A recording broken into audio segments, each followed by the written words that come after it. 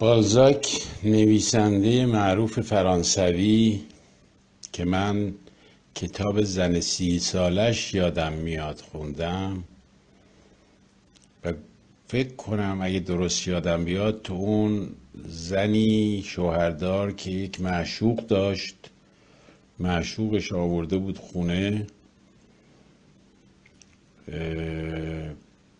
غروب یا شب شوهرش وارد میشه و این معشوق رو توی کمد دیواری قایم میکنه و انگشت اون معشوق لای در کمد میمونه و تا صبح همونطوری میمونه ایستاده تا شوهر از خونه میره بیرون. بعد اون معشوق غش میکنه، بیهوش میشه، میفته و زن بهش میرسه و خلاصه معشوق فرار میکنه.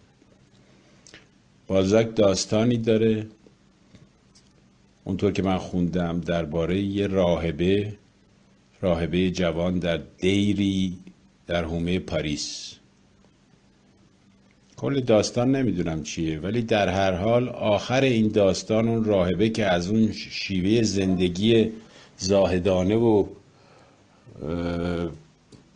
مذهبی خسته شده بود به پاریس میره و در اونجا جنده میشه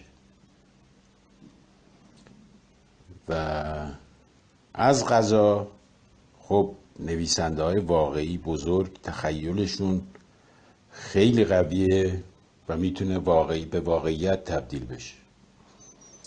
از قضا یک همچو دیری و یک همچو راهبه‌ای در اطراف پاریس واقعا وجود داشته و راهبه های دیگه پیر اون راهبه جوان رو سرزنش میکنن که بابا این چه وضعشه، تو این داستان آبروی ما رو برده، برو پیش بالزاک ببین چیکار میشه کرد.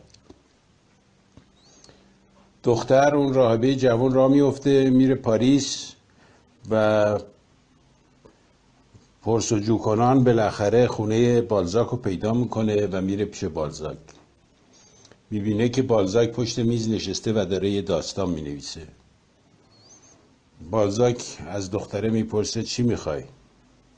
دختره جریان رو تعریف میکنه و میگه که اینطوری الان آبروی من رفته، شما داستانت عین زندگی من و آدرس هم همین آدرسه تقریبا.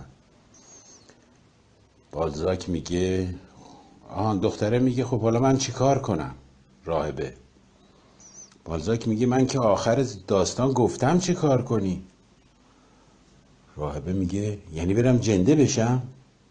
میگه نه، برو تو پاریس زندگی کن، شاد باش، از زندگی لذت ببر، نه خموده توی دیر و راهبه باشی.